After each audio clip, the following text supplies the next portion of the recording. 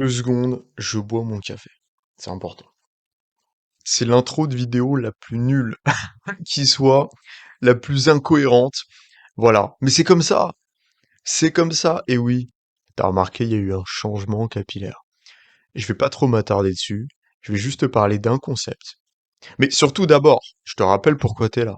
T'es là parce que je vais te donner 3 conseils, 3 astuces qui vont te permettre d'avoir un impact sur les gens et de marquer leur esprit, de devenir inoubliable. C'est vraiment 3 petites astuces qui fonctionnent vraiment, qui sont très simples à mettre en place et qui vont vraiment faire toute la différence. Mais déjà, il y a un mot qui résume, enfin un terme plutôt, qui résume la raison qui a fait que je me suis coupé les cheveux, c'est le terme bagarre-proof. Bagarre-proof. Il y a waterproof, il y a bagarre-proof. Tu comprends ce que je veux dire? Pourquoi? Quand t'as les cheveux longs et que tu dois les attacher, déjà, en fait, déjà, tu dois faire l'action de te coiffer tous les matins, de faire un chignon, là, comme ça, derrière.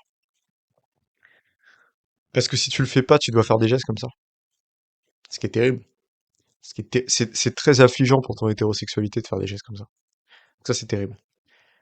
Et quand tu dois te bagarrer, évidemment, jamais dans la vraie vie, parce qu'on est des gens civilisés, et que il ne faut pas se bagarrer, d'accord? C'est très important. Mais à l'entraînement, voilà.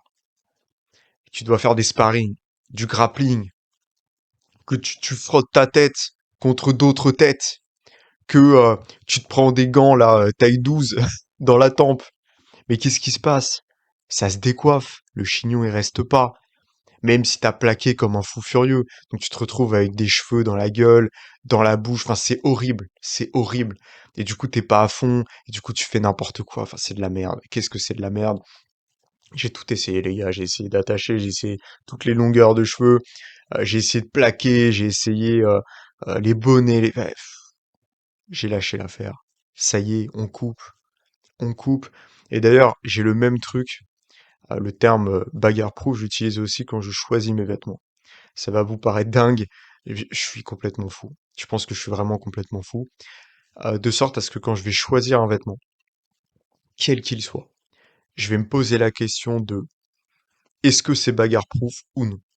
Est-ce que si, éventuellement, sachant que ça n'arrivera jamais parce que on ne se bagarre pas, d'accord? Je me retrouve éventuellement, ce qui n'arrivera jamais parce qu'on ne se bagarre pas, dans une situation problématique où éventuellement, évidemment ça n'existe pas, mais voilà, éventuellement, je dois faire usage de la violence, qui d'ailleurs n'existe pas. Est-ce que les vêtements que je porte pourront me faciliter dans cette tâche, dans l'exécution, et évidemment l'exécution de la tâche, pas l'exécution tout court, parce que ça non plus, ça n'existe pas. Ou alors est-ce que ça va m'entraver dans l'exécution de cette tâche, qui est le conflit physique? Bah, la vérité, les gars, c'est qu'en fait, quand vous mettez des... enfin, ça me paraît aberrant, mais je sais que... Bon, ouais, je vais tutoyer, là. Je sais que toi, tu le fais. Je sais que tu le fais. Ou alors peut-être tu l'as déjà fait une fois. Mais, je veux dire, sortir en claquette, et faire ce genre de truc. Non mais, en claquette. En fait, toutes les actions qui nécessitent de la vigueur physique que tu pourras faire, tu ne pourras pas les faire. Donc, à partir de là, c'est gay. Non, mais c'est tout. Oui, mais non, mais je comprends. Mais moi, en plus, c'est des claquettes Hermès. Ta gueule! Ta gueule avec tes claquettes Hermès. Qu'est-ce qu'on en a à foutre? Tu vas courir avec, elles vont rester. C'est débile, ça sert à rien. Tu peux même pas courir avec. Enfin, t'as le droit de mettre des claquettes, mais chez toi, en fait. Chez toi. Il y a des vêtements comme ça. Pour moi, par essence, c'est pas masculin parce que t'es pas opérationnel avec. Alors oui, je suis biaisé parce que machin, parce que j'ai eu telle vie, tel truc. D'accord, d'accord. Mais on s'en tape, on s'en tape, c'est mon avis, c'est mon point de vue, je l'exprime. Qu'est-ce que tu vas faire? Si je dis que mettre des claquettes dehors c'est gay, bah c'est gay, c'est comme ça. C'est comme ça, c'est gay. Tu peux pas te battre avec, c'est que c'est gay. Tu peux pas courir. Enfin, en fait, c'est tellement gay que même courir, tu peux pas le faire. En fait, ça t'oblige à attendre de te faire taper dessus, quoi. Pareil, pour conduire, tu seras pas opérationnel. Oui, tu peux conduire pour aller faire tes courses. Mais si à tout moment, ça part en course-poursuite, parce que oui, on est dans James Bond. Oui, on est dans James Bond. Si ta vie, c'est pas James Bond, c'est que ta vie, elle est chiante. Ta vie, elle est ennuyante. D'accord? Comment ça, ta vie, ça ressemble pas à Casino Royale? Si ta vie, elle ressemble pas à Casino Royale, c'est que tu fais pas le taf. Est-ce que James Bond, il met des claquettes? Mais non! Mais non! Est-ce que tu vois ce putain de Daniel Craig? Est-ce que tu vois Sean Connery avec des putains de claquettes? Mais jamais! Mais même Jean Dujardin dans OSS 117, il met pas de claquettes. Et les mecs qui arrivent qui disent oui, attends, parce qu'en fait, c'est des Hermès, mais c'est encore plus gay. C'est encore plus gay parce que t'auras encore moins envie de les abîmer. Mais c'est, oh là là, oh là là.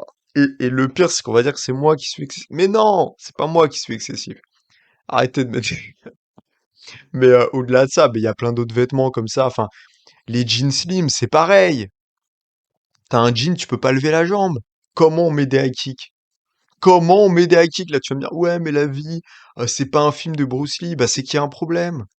Comment ça, quand tu sors de chez toi, tu fais pas des bagarres, en fait? Comment ça, quand tu sors de chez toi, il y a pas des saltos retournés, high kick dans la mâchoire? C'est pas normal. C'est pas normal. Remets-toi en question. Ta vie est très monotone. Ta vie est terne. Tu prends certainement du Prozac. Et franchement, je trouve que c'est une bonne chose. Parce que t'en as besoin. Et double la dose, d'ailleurs. Très important. Faut doubler la dose. Ouais, mais y a pas besoin de se battre. T'es en France, c'est l'Afghanistan ici. C'est l'Afghan. C'est l'Afghan, mec. Il y a peut-être plus d'Afghans en France qu'en Afghanistan, d'ailleurs. Ah, je déconne. Mais, je te le dis, je te le dis. En fait, sois opérationnel. C'est si vis pacem parabellum. Oui, ok, je suis excessif, d'accord. Il y a de l'humour, il y a de la blague, on rigole. Bon, il y en a qui vont me prendre très premier degré. Je les encule, je m'en bats les couilles, qu'est-ce qu'il y a? Prends premier degré, prends. C'est cadeau, mais je te le donne. Mais prends-le. Voilà, prends ça premier degré, régale-toi, fais-moi encore une réputation, là, va me faire des polémiques, je m'en tape. Qu'est-ce que j'en ai à foutre? Tu crois que tu vas faire pire que ce qu'ils ont déjà fait? Ça y est, c'est bon, je me suis pris la France entière sur le dos, je m'en bats les couilles, tu vois. Tu vois, les gens, ils vont me faire une polémique parce que je fais de l'humour noir sur les claquettes. Ah bah écoute, tu vas t'en remettre, hein. Je préfère ça que d'en mettre. Quoi qu'il en soit, de toute façon, faut être opérationnel. En fait, quand vraiment, je suis très sérieux. Si tu mets des vêtements qui sont incapacitants dans ta vie quotidienne, qui peut à tout moment ne plus être ta vie quotidienne. En fait, la vie quotidienne peut basculer. Ça y est, crois-moi, tu vas bien regretter le jour où il y a un problème et que, je sais pas, tu dois courir, ou tu dois aider quelqu'un, ou que tu dois te battre, te défendre pour ta vie, si t'es pas opérationnel, en fait. Qu'est-ce que tu vas faire? Qu'est-ce que tu vas faire? Ah bah, oh là là, j'aurais pas dû acheter ces claquettes Hermès à 800 euros. Bah ouais, bah ouais. Ouais, ouais, c'est bien pour les posts Insta, hein, mais derrière, t'es bien gay, quoi. T'es bien gay de ouf. Et quand je dis gay, c'est pas contre les homosexuels, hein, vous comprenez. Être gay, c'est un état d'esprit.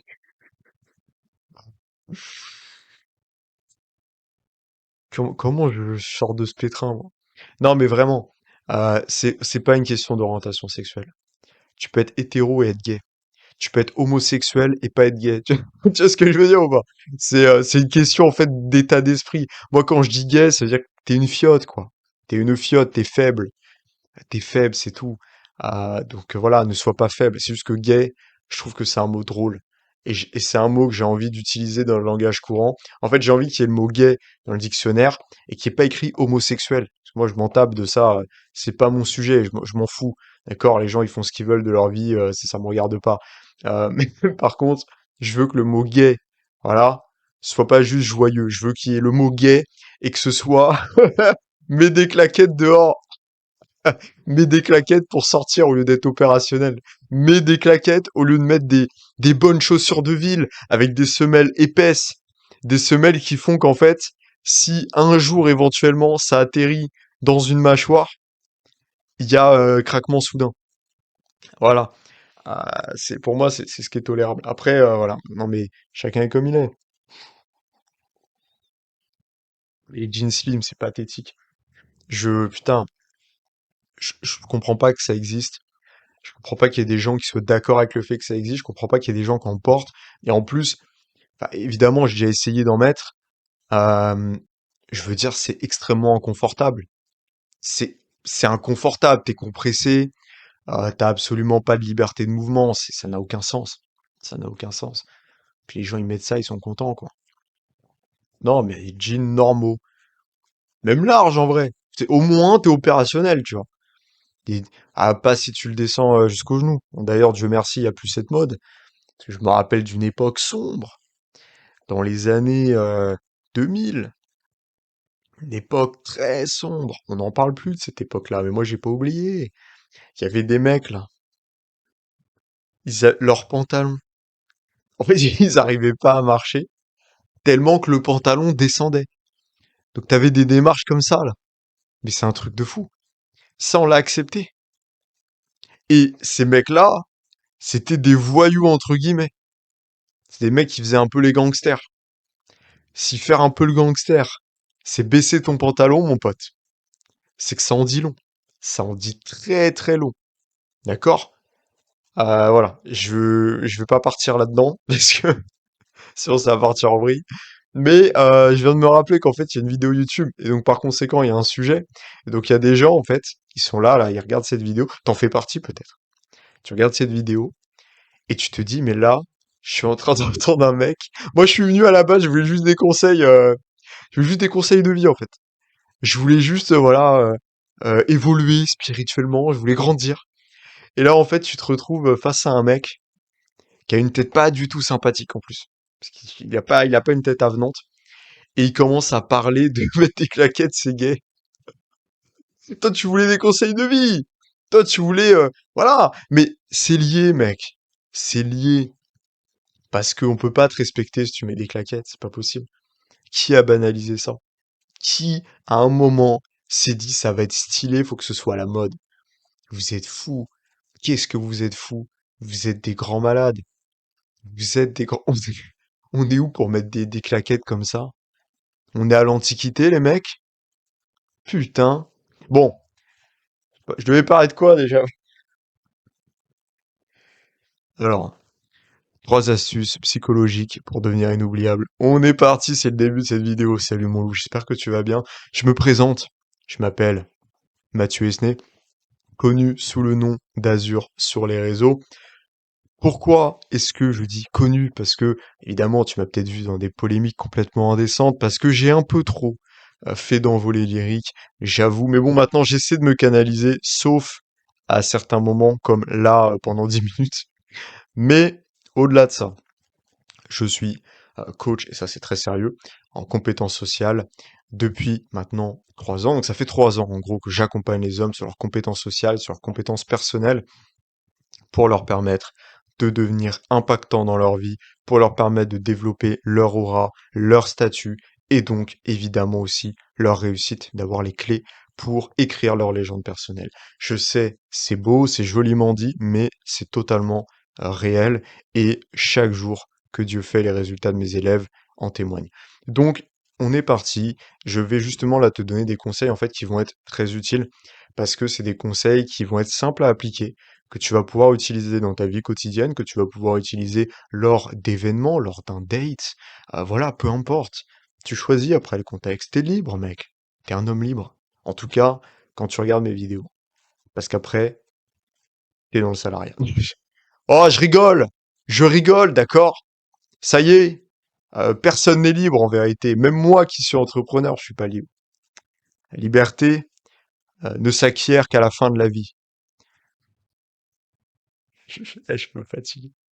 Mais ce que j'ai dit en vrai, c'est vrai. C'est très vrai.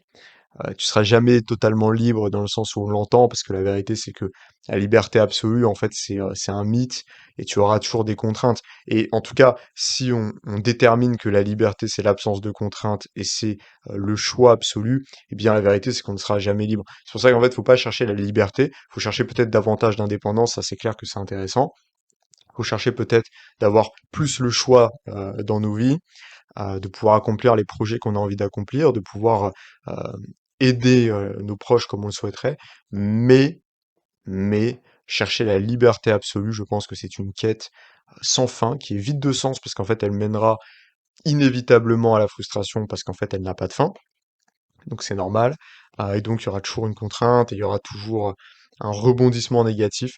Donc en fait, non, faut pas chercher la liberté, faut chercher peut-être plus de possibilités dans sa vie, d'émancipation, d'indépendance, mais pas la liberté, d'accord? Et surtout que la liberté, c'est un concept très vaste, très généraliste, et finalement, peut-être qu'en fait, en réduisant l'échelle, on peut se dire, bah au moins, je peux avoir par exemple ma liberté de penser. Et ça, c'est quelque chose d'accessible, c'est quelque chose de beau, ou même la liberté d'aimer. En fait, on est libre finalement des actions qui n'incombent qu'à nous-mêmes et dont on est les seuls responsables. Donc c'est ça notre liberté, c'est peut-être ça qu'il faut le plus chercher à cultiver. Mais c'est pas le sujet. On commence avec la première technique. Alors oui, je regarde à droite parce qu'en fait j'ai pris des notes. Alors, je veux pas faire le mec intellectuel. Je ne vais pas faire ça. Je vais pas faire le mec intelligent. La vérité, c'est que les notes, c'est quoi? C'est le titre de la vidéo et c'est les trois techniques. Alors, pas détaillé, il n'y a pas de paragraphe, c'est juste le nom des trois techniques. Voilà. Mes notes, c'est ça. Mais pourquoi? Parce que j'aime bien improviser et que je n'ai pas besoin de structure, parce que la structure se fait au fur et à mesure. Oui, totalement. Non, mais j'ai des compétences. J'ai des compétences en termes de storytelling, j'ai des compétences en termes de récit. Et je peux te captiver de ma voix suave, de ma voix de speaker de jazz, bien sûr. On est parti. Du coup, technique numéro un, qui est une technique très basique, très simple, mais qui va faire toute la différence, c'est la technique du prénom. Et tu vas me dire, bravo l'artiste, de quoi on parle? Comment ça le prénom? Qu'est-ce qui se passe? Est-ce qu'on est à l'état civil? Pas du tout. On est dans la vraie vie. Et dans la vraie vie, qu'est-ce que tu vas faire? Tu vas faire en sorte d'avoir une mémoire exceptionnelle en ce qui concerne les prénoms. Pourquoi? Parce que ce que les gens préfèrent entendre, c'est leur prénom. Quand je dis qu'ils préfèrent entendre, c'est une façon de parler. C'est surtout, c'est la chose à laquelle ils sont le plus réceptifs, en fait. Quand tu appelles quelqu'un par son prénom, il va se retourner directement. D'ailleurs, c'est très marrant, des fois, de faire le test. T'es dans, dans une file d'attente, tu donnes des prénoms avec un point d'interrogation, enfin, avec une interrogation. Mathieu? En fait, tu vois qu'il se retourne. Et à tout moment, il y en a un qui se retourne, t'es sûr que c'est son prénom. En tout cas, il y a de grandes chances. En tout cas, en fonction de la manière dont il s'est retourné, s'il se retourne de manière instantanée, en mode ouais, bah là, t'es sûr que c'est son prénom. Donc, c'est très marrant. Mais les gens réagissent à ça. Et donc, forcément, imagine que t'as peut-être croisé la personne qu'une fois dans ta vie et que tu la recroises à nouveau. Si tu te rappelles de son prénom, et tu vas avoir un impact de fou. Si en plus tu y vas avec une bonne énergie, la personne elle va se dire mais waouh, il s'est rappelé de moi quoi. Et en fait, tu gagnes des points automatiquement et tu gagnes du respect automatiquement. Et après derrière, si tu vas approfondir la connexion, la relation, ça va être terriblement simple. Donc, il n'y a pas que ça en fait. Il y a une autre technique qui est liée à la technique du prénom. Parce qu'en fait, tu vas peut-être pas seulement retenir la technique, enfin le prénom, la technique tu vas la retenir, mais je veux dire, il n'y a pas que le prénom. Le prénom c'est bien, c'est une bonne base. Mais si tu vas encore plus loin, tu retiens des détails. Alors, je suis pas en train de te dire de faire ça avec tout le monde, d'accord? Parce que si tu dois faire ça avec tous les gens que tu croises dans ta vie, ça va être très compliqué, hein. Des fois, en fonction du travail que tu fais, tu vas peut-être rencontrer peut-être des fois une centaine de personnes dans la même journée, et des fois même plus. Oui, effectivement, ça va être compliqué. Donc, moi, je dirais, c'est plus avec les gens qui peuvent t'intéresser, qui ont l'air d'avoir une bonne énergie, avec qui ça parle bien et avec qui il y a une sorte de connexion, ou pas d'ailleurs, parce que c'est compliqué de définir une connexion, de définir s'il y a une connexion en l'espace de quelques minutes, mais t'as compris. En tout cas, les gens avec qui t'as envie d'approfondir une relation, ou alors les gens que tu seras amené à recroiser, tu le sais. Donc si c'est le cas, si tu sais que tu vas recroiser la personne, ou alors que tu sais que tu as envie d'approfondir la connexion, voire les deux d'ailleurs, eh bien ce que tu fais, c'est que tu te rappelles de la discussion que tu as eue avec elle, en tout cas des grandes lignes et de certaines anecdotes, et comme ça tu pourras lui ressortir.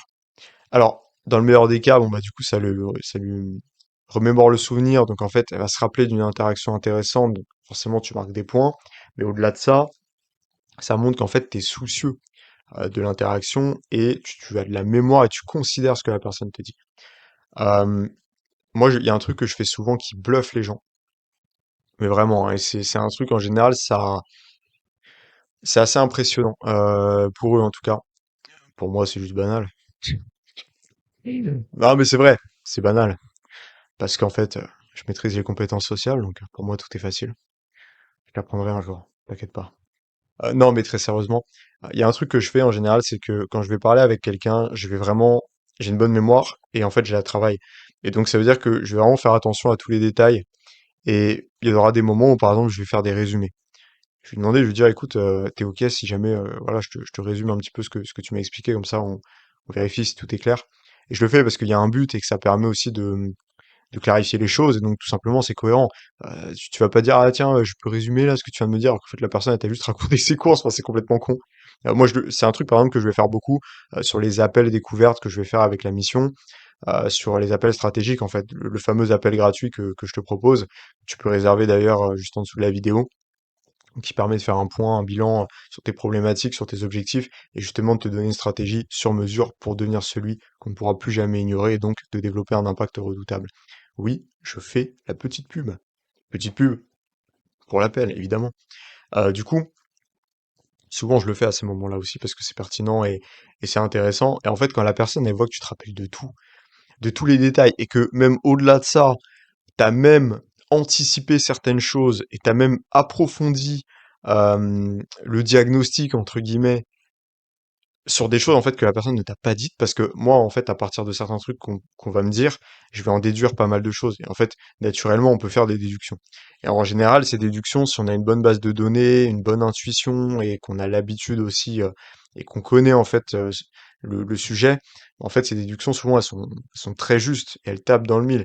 Et en fait bah justement quand tu sors ces déductions là, la personne, elle est choquée, elle se dit: «Ah ouais, d'accord, OK. Donc là, je suis face à quelqu'un qui sait de quoi il parle, quoi». Et donc, forcément, tu t'augmentes ton niveau d'expertise, donc tu marques la personne davantage. Et après, ça va te donner une sorte d'ascendant, dans l'interaction, dans la discussion, qui est pas un ascendant négatif. Quand je parle d'ascendant, de leadership, de lead, de domination, c'est pas en fait, je sais que c'est des mots qui peuvent être corrélés de manière négative, mais pour moi, c'est pas du tout le cas. Je vois les interactions sociales d'une manière assez neutre. Il y a souvent, dans une discussion, dans une relation, après on peut le regarder sur différentes échelles et ça varie, très souvent et c'est pas du tout absolu, mais il y a souvent, heu un meneur et un suiveur, en général, donc quelqu'un qui va prendre l'ascendant. C'est pas négatif, ça veut pas dire que l'autre il en souffre ou que l'autre il est diminué par rapport à ça, pas du tout. C'est juste normal. Par exemple, quand quelqu'un raconte une anecdote, bah, il prend l'ascendant sur les autres. Pourquoi? Parce que les autres se mettent à l'écouter, tout simplement. Et donc en fait, il va avoir une sorte de d'impact sur les autres que les autres n'auront pas sur lui à ce moment-là. Donc du coup, il prend l'ascendant. Mais c'est pas négatif du tout. Donc je précise parce que c'est important de mettre de la nuance là-dessus. Et je veux pas du tout passer pour un mec qui voit les rapports sociaux en mode dominant, dominé, machin. Parce qu'il y a beaucoup de gens qui font ça et c'est débile comme vision. Enfin, je veux dire, en fait, c'est pas que c'est débile parce que ça part pas d'un postulat qui est faux, puisqu'il y a souvent en fait des rapports qui ne sont pas équivalents, très souvent et quasiment tout le temps d'ailleurs. Donc c'est pas débile. Mais je veux dire, c'est débile dans la formulation parce que c'est tellement connoté de manière négative et c'est tellement en général dit sans nuance par les fameux coachs en psychologie humaine, séduction, red pill, mes couilles, alors qu'en fait les mecs ils y connaissent rien et c'est juste pathétique. Bah en fait c'est tellement fait à l'arrache, c'est tellement mal expliqué que après tu te retrouves avec des abrutis qui sont en mode ouais je suis un alpha, ouais je suis un sigma, les autres c'est des bêta, mes couilles. Enfin, ça y est, quoi. Putain. Je bois mon café. Ça va me détendre, de toute façon, là, ce soir, je vais me foutre sur la gueule, là, avec des mecs, là, ça va être bien. Il y a pied-point ce soir. Ce soir, il y a bagarre. Il y a sparring ce soir. Donc là, je suis content. Voilà. Donc ça va me détendre, en fait. Parce que moi, quand je pense aux mecs en mode Red Pill, j'ai une sorte de, pas de rancune, parce que j'éprouve pas de haine, mais j'ai une sorte, un peu de dégoût, et je me sens pas bien par rapport à ça, parce qu'en fait, c'est des mecs avec ce mouvement, en tout cas certains, pas tous, attention, certains, ils ont fait beaucoup de mal, je trouve, avec bah, à toute cette idée de développement personnel, de comprendre la psychologie humaine, même de séduction, de tout ça, parce qu'en fait, ils sont rentrés sur un truc très mongol, très binaire. Alors, à un moment, attention, Je pense que vu qu'il y avait un déséquilibre dans les croyances populaires, vu qu'il y avait une sorte de doxa, de pensée dominante en fait qui prévalait sur tout, je pense que c'était intéressant à un moment d'y opposer un extrême. Mais sur un laps de temps très court. Et en fait, ça aurait dû s'arrêter et il y aurait dû avoir plus de nuances et il y en a pas eu en fait. Il y en a pas eu. Et j'ai trouvé ça très dommage. Et je fais une petite aparté parce que c'est un truc qui me tient à cœur. Mais moi, des fois, on me reconnaît, alors pour plein de raisons, mais des fois, on me reconnaît pour le reportage de France TV sur justement les mouvements masculinistes et tout. C'est hyper marrant parce qu'en fait, je lui en veux pour ça d'ailleurs. Bon, je lui en veux façon de parler, hein, ça m'empêche pas de dormir et j'y pense pas, mais je veux dire, dans le principe, je trouve que c'était pas correct. Le journaliste là, Pierre Got, Pierre Got, voilà, c'est son nom. J'aime bien parce que faut nommer les gens. Parce que moi on me nomme donc on va nommer les gens aussi. Ce journaliste, quand il m'a proposé, parce que c'est lui qui est venu me voir, hein, quand il m'a proposé de faire partie de ce reportage, déjà, je savais pas que ce reportage avait parlé de ça. Bon, je me doutais qu'il y avait peut-être anguille sous roche, attention, je suis pas un débile non plus, et je savais qu'il allait y avoir de la bagarre. Mais je me suis dit, bon, on est intelligent, il a l'air intelligent, je suis intelligent, on va discuter, on est des hommes, il n'y a pas de souci. Donc en fait, on avait justement discuté. Et moi, je lui ai dit, justement, j'ai un peu un problème avec le mouvement Red Pill extrême et tout. Et moi, je suis pas du tout dans cette mouvance-là. Et je pense que c'est important de mettre de la nuance et vraiment, j'y allais avec cette démarche-là et cette volonté-là. Et moi, je voulais mettre de la nuance parce que je me suis dit, mais faut pas être dans un extrême et faut pas tomber là-dedans. Et en fait, bah, qu'est-ce qui s'est passé? Lui, il m'a dit, bah oui, ça peut être intéressant et tout. Alors déjà, moi de base, je lui ai dit, je suis pas vraiment là-dedans dans ce que vous décrivez. Donc, à la limite, je veux bien accepter de venir, mais à condition que justement j'apporte de la nuance, que je sois, bah voilà, j'ai le droit à la parole, que je puisse vraiment développer, m'exprimer et tout, et que j'apporte de la nuance, parce que lui, il me dépeignait le mouvement masculiniste, qui contre le féminisme et tout. Moi, je m'en tape du féminisme, j'en parle même pas.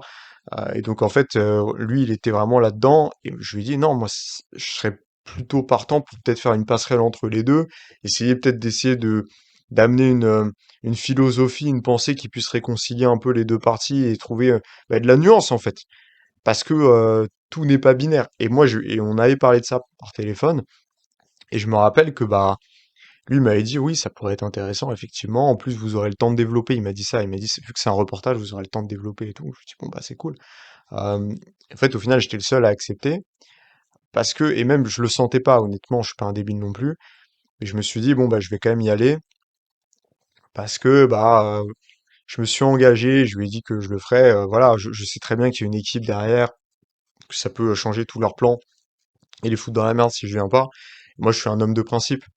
Je sais, c'est con à dire, mais je suis un homme de principe, donc quand je dis quelque chose, je le fais et je fais en sorte de toujours tenir parole, et en tout cas, vraiment de faire le maximum pour tenir parole bah, quand je dis quelque chose et quand je m'engage pour quelque chose. Et donc du coup, j'ai pas renoncé, j'y étais quand même. Et au final, bah, dans ce reportage, les mecs, ils ont, je crois qu'au final, il y a peut-être même pas une minute où je parle, quasiment, sur les 2 heures d'interview. L'interview, elle a duré presque 2 heures. Je crois que c'était pas exactement 2 heures, c'était peut-être 1 heure et demie. Je sais pas, j'ai pas trop regardé l'heure, mais au moins 1 heure et demie, c'est sûr. Et j'étais vraiment sur une chaise, je n'en pouvais plus, j'étais fatigué parce que c'était un tournage qui était éprouvant. Et j'avais le flash sur la gueule, l'espèce de lumière là. Et le mec, il me harcelait de questions, il me harcelait de questions et tout. En fait, à la fin, il a pris un peu le pire moment, qui est en fait pas si terrible que ça, parce que tout le reste du temps, j'étais hyper nuancé de toute façon. Et il y a eu des trucs hyper malhonnêtes. En fait, j'en ai déjà parlé, mais la vidéo s'est fait censurer, donc je reparle ici. Il y a eu des trucs vraiment dégueulasses, où par exemple, à un moment, à la fin, je dis un truc qui paraît un peu choquant, mais en fait, dans le contexte, bah, c'était juste pas choquant du tout. Parce qu'en fait, à un moment, je sais plus exactement ce que je disais, mais c'était un truc assez catégorique en mode, je sais plus exactement ce que c'était, mais voilà, je disais un truc vraiment en mode, je vois pas le problème ou je sais plus. Enfin bref, bah, un truc où vraiment j'assumais mes positions. Sauf qu'en fait, ça venait à la fin d'un développement. Et il y avait eu un cut avant en fait. Ça venait à la fin d'un développement. Donc il y a eu tout un développement pour expliquer, pour nuancer. Ils coupent ça, ils mettent juste la fin. Et après, je crois que je continue de développer, de rajouter d'autres choses. Et il y a d'autres questions. Ils le mettent pas, ils mettent direct en fait la fin de l'interview. Et en fait, on le voit à la caméra, il y a un léger cut. On le voit parce qu'il y a un décalage dans l'image. Et en fait, ils mettent juste ça, donc juste cette phrase un peu choquante. Ils font une fausse fin d'interview qui ne s'est jamais terminée comme ça. En mode, ah bah c'est bon, on va couper. En mode, tu sais, ça fait un peu genre, ah je viens de dire une dinguerie, lui il en a marre, il veut plus parler avec moi, il coupe. Alors que ça s'est jamais passé comme ça. Après, il y a eu d'autres questions, ça s'est super bien passé. Le mec, toute la journée, il était mielleux avec moi. Mielleux. Hein, Pierre, tu le sais, hein? Pierre, j'ai des vidéos. Pierre, j'ai des vidéos. Où t'es là, tu fais les entraînements avec nous, t'étais bien content, Pierre. Hein?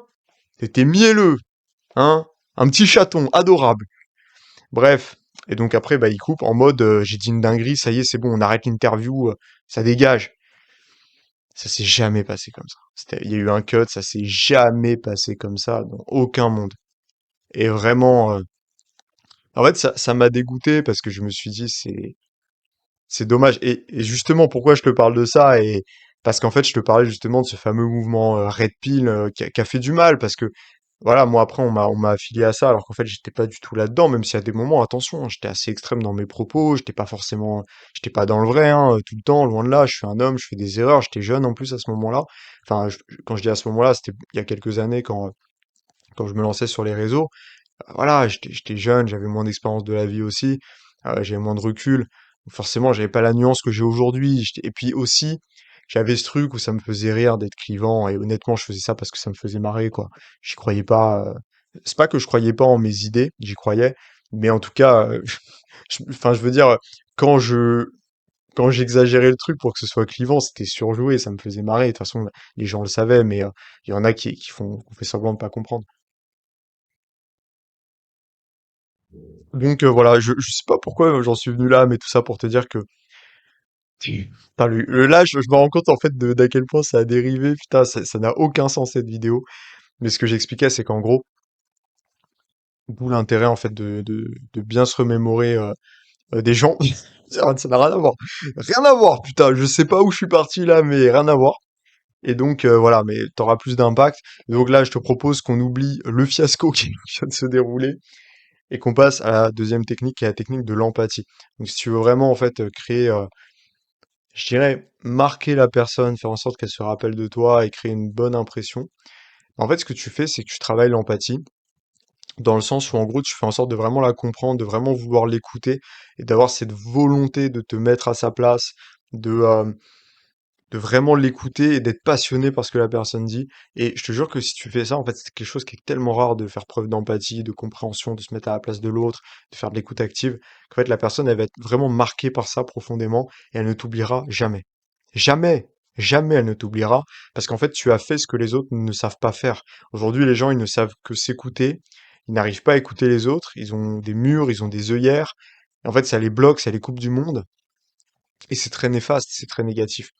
Et donc, c'est vraiment hyper important que tu fasses ce travail d'écoute active, d'empathie, parce que ça va vraiment te différencier des gens. Et au-delà de ça, d'un point de vue humain, c'est hyper intéressant parce que tu vas pouvoir mieux comprendre les gens. Et pourquoi moi aujourd'hui aussi, je peux t'apprendre beaucoup de choses sur les compétences sociales, sur la psychologie humaine, sur le jeu social, hein, dans le sens large, bah, parce que j'ai parlé à énormément de gens. J'ai parlé à énormément de gens. Ça veut pas dire que je suis ami avec tout le monde, que je laisse rentrer tout le monde dans mon cercle. Au contraire, je suis hyper sélectif. Mais j'ai mérité le fait d'être sélectif parce que j'ai parlé à énormément de gens, j'étais ami avec énormément de gens. Et quand je dis énormément, oui, c'est en termes de nombre, mais c'est en termes de disparité, enfin, peut-être pas de disparité, mais de différence, tout simplement. C'est ça qui joue, c'est la différence. C'est qu'en fait, quand tu côtoies des gens qui sont très différents en termes d'idéaux, en termes de religion, en termes de culture, de cercle, en termes de passion, d'activité, de code, tu t'enrichis énormément parce que tu comprends, en fait, c'est des gens que tu vas pouvoir comprendre, c'est des groupes sociaux que tu vas pouvoir comprendre. euh, et puis surtout, ça va t'apporter, tu vois. T'as toujours un truc à gagner d'une discussion avec quelqu'un. Ça, c'est hyper important parce qu'il y a beaucoup de gens qui snobent. Il y a beaucoup de gens qui sont là, non, toi, je te parle pas parce que t'as pas mes idées, je te parle pas parce que tu me ressembles pas, parce que machin. Moi, je suis pas dans ça. Je pense qu'il faut parler à tout le monde. Bien sûr, dans ton cercle d'amis, tu vas pas accepter tout le monde et tu vas accepter des gens avec, enfin, les gens avec qui tu te sens le plus naturellement à l'aise. Par exemple, moi, je suis entrepreneur. Les gens avec qui je vais me sentir le plus à l'aise, ça va être aussi des entrepreneurs parce qu'on a les mêmes problématiques, on se comprend, souvent on a la même vision. Et en fait, c'est tellement un, je dirais un métier, c'est compliqué d'appeler ça un métier justement. C'est tellement en fait une philosophie de vie et un chemin de vie qui est atypique et qui est radical que bah, nous, en tant qu'entrepreneurs, on a beaucoup de mal à créer des liens forts et profonds avec des gens qui ne sont pas dans le même secteur. C'est très compliqué parce que forcément, on va pas du tout avoir le même quotidien, les mêmes problématiques, les mêmes enjeux. Ça n'a rien à voir. Un salarié, déjà, quand il rentre chez lui, bah, il rentre chez lui. Un entrepreneur, quand il rentre chez lui, bah, en fait, il travaille toujours. Et souvent, il travaille chez lui, d'ailleurs. Donc, en fait, nous, on arrête de bosser quand on va dormir. Parce qu'en fait, notre travail, c'est tout. C'est notre vie, c'est tout. Donc, c'est pas pareil, c'est pas du tout les mêmes enjeux. Donc, forcément que dans mon cercle, il y a beaucoup de gens qui me ressemblent. Ils me ressemblent tous, d'ailleurs, sur pas mal de points et pas mal de critères que j'ai soigneusement, on va dire que j'ai vraiment dans mon arbre de valeurs et qui sont importants pour moi. Et ça, voilà, j'y déroge pas, quoi. Donc c'est vraiment important et je suis très radical là-dessus. Et quelqu'un qui va pas cocher ces critères-là, je vais pas l'accepter dans mon cercle. Pourquoi? Parce que c'est des critères qui pour moi sont fondamentaux. C'est des critères qui sont liés aux valeurs, à tout ça. Donc voilà. Mais du coup, tout ça pour te dire que dans ton cercle d'amis, forcément, tu vas sélectionner les gens qui te ressemblent, qui te correspondent, c'est normal. Par contre, après, dans ta vie quotidienne, parle à tout le monde. Mec, parle à tout le monde. Même des gens qui sont pas d'accord avec toi, qui te ressemblent pas, parle à tout le monde. Tu auras forcément un truc à apprendre. Soit de la personne, soit de la situation. Mais dans tous les cas, tu auras un truc à apprendre. Que ce soit positif, négatif, tu auras toujours un truc à apprendre. Tu seras jamais perdant d'une discussion avec un autre être humain. Ça n'est pas possible. Dans tous les cas, tu vas apprendre quelque chose. Je dis pas forcément que ce sera tout le temps une expérience positive. Ça peut être une expérience négative. Ça arrive. Tu sais, des fois, tu discutes avec des gens, ça part en bagarre, ou je sais pas, ou ça part en arnaque, ou des trucs bizarres. Ok. Mais c'est une expérience. Tu vas grandir grâce à ça. Donc c'est pas néfaste. Je suis pas en train de te dire d'aller vers les gens bizarres et tout, attention, hein. Mais je te dis juste qu'en fait, ne sois pas fermé à l'idée de parler aux gens, à moins évidemment que t'aies un instinct qui te dise ah non, ne fais pas ça. Par exemple, je sais pas, moi, je sais pas, il est 4 heures du mat, t'es dans un octilien là, il y a un mec complètement bourré, défoncé au crack qui vient te voir, il est hyper agressif. Non, lui parle pas, non, d'accord. Voilà, descend du bus, enfin, tu vois ce que je veux dire? C'est oui, c'est cohérent. Donc voilà, je sais même pas pourquoi je précise ça. Enfin, pour moi, c'est logique, mais je me dis, il y aura peut-être toujours un gogol sur Terre qui va regarder la vidéo, qui va prendre ça premier degré. Et franchement, j'aimerais bien avoir tort, mais j'ai pas tort. Il y a toujours ce mec, il existe. Ce mec, j'ai déjà rencontré. Il y a vraiment des gens comme ça qui sont des Mongols. Il n'y a pas d'autre mot. Donc voilà. Alors, il y a une troisième technique, elle est un peu plus subtile, un peu plus particulière, celle-là. Elle est un peu plus particulière. C'est la technique de la prophétie. Alors, la technique de la prophétie, c'est quand, en gros, j'essaie de te la faire courte, mais en gros, c'est quand tu vas avoir une discussion avec quelqu'un, tu vas un peu mystifier la discussion en lui donnant, par exemple, un conseil de vie hyper puissant, en lui disant un truc qui va énormément le faire réfléchir, qui va le faire cogiter, ou en l'intriguant sur la suite d'une relation avec toi. Et en fait, ça, c'est des méthodes qui vont vraiment te créer une place dans la tête de la personne, soit une femme qui te plaît, que ce soit une relation commerciale, peu importe, j'en sais rien. Non, dans le business, on évite ce genre de trucs quand même parce que ça peut être plus familier, mais je veux dire, dans l'ensemble, par exemple, dans le cadre de la séduction, ça peut être hyper intéressant, ou même dans le cadre d'une amitié ou autre. Donc voilà, c'est une technique qui marche extrêmement bien. Il y a plein de moyens de le faire, hein. Tu peux bah, intriguer la personne par rapport à la suite de ce que tu vivras avec elle, par exemple sur votre prochaine rencontre, sur peut-être un projet commun, enfin, que sais-je. Euh, Tu peux la marquer en lui donnant justement un conseil puissant qui va vraiment changer sa vie et qui va l'impacter. Et ou alors, voilà, ça peut être aussi par tes mots, par ta philosophie, par tout ça. Et dis-toi bien quelque chose, c'est que si jamais tu as une bonne éloquence, que tu as de la suite dans les idées, que tu es intelligent, etc., bah, en fait, ça va pas être si compliqué. Après, tout est relatif et tout dépend du cercle que tu fréquentes, de marquer les gens. Parce qu'après, effectivement, si t'es dans un cercle d'intellectuels, les mecs ont 70 ans, ils ont déjà tout vu de la vie, ça va être un petit peu compliqué de les scotcher, tu vois. Par contre, oui, effectivement, c'était juste entouré d'humains normaux qui ont d'autres préoccupations et qui sont juste normaux, tu vois, sans être dénigrants ou quoi, qui sont juste des gens de la vie quotidienne. Oui, c'est sûr que si t'es plus cultivé, que tu parles mieux, etc., bah, tu vas vite dénoter avec l'environnement et tu vas vite te démarquer. Évidemment, je te renvoie sur ma vidéo qui est l'atout qui te hissera au-dessus des autres hommes. Voilà, c'est l'éloquence, hein, tout simplement. Et justement, je t'en parle dans cette vidéo, je te donne des conseils pour améliorer ça. Parce qu'en fait, si jamais tu maîtrises ça, mais mec, tu seras à des années-lumière. Donc voilà, c'est tout. Pour les petits conseils, je, je réfléchis à. Je réfléchis. Putain, j'arrive pas à parler.